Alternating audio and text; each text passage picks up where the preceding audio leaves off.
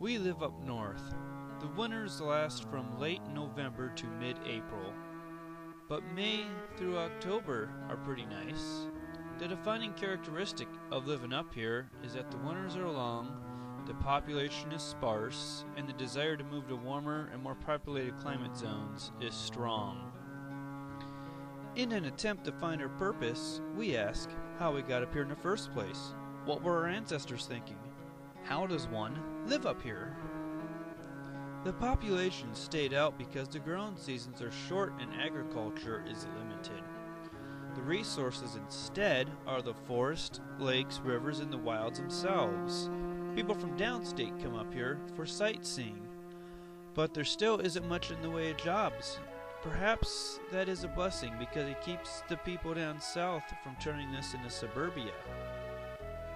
But how do we live up here? Nobody really knows for sure. Most of the people here now, at least in the Great Lakes region, are here because of the Homesteading Act.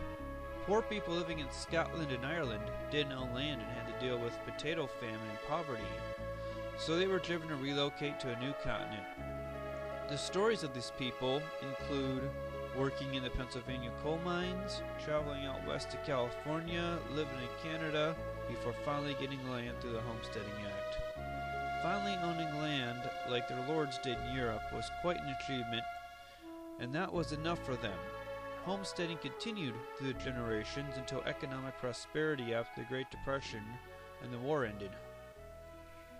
As time went on, though, the time of economic prosperity ended, leaving us to wonder what has been forgotten. Sometimes it is necessary to look further back.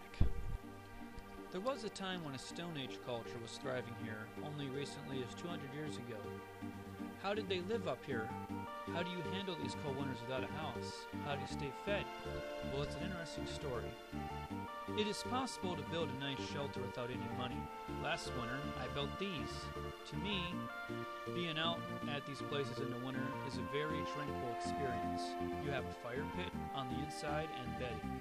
The ones I built do not yet have any weaving products in it yet that would make it comfortable because the marsh grasses have not yet matured. As for food, the year was an adventure in following resources. As the snow melted, the natives traveled to their maple syrup camps. Maple syrup was one of the main ways they preserved food. Wild leeks also grow in sugar maple forest. After that was done, they went to their summer locations near the water and their fields. The fields would support a Three Sisters garden. Corn, beans, and squash would grow together. Corn provides a structure for the beans to climb.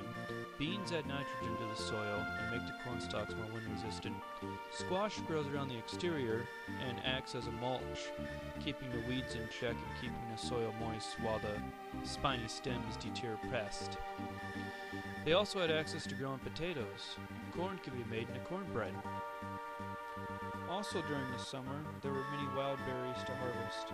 Wild strawberries, raspberries, cherries, blueberries, cranberries, and blackberries all appeared throughout the year. Nuts like beech nuts and acorns could also be harvested. Then after the summer, we have wild rice in shallow waters in late August, early September. The natives moved through the rice camps and harvested lots of wild rice at that time in their canoes.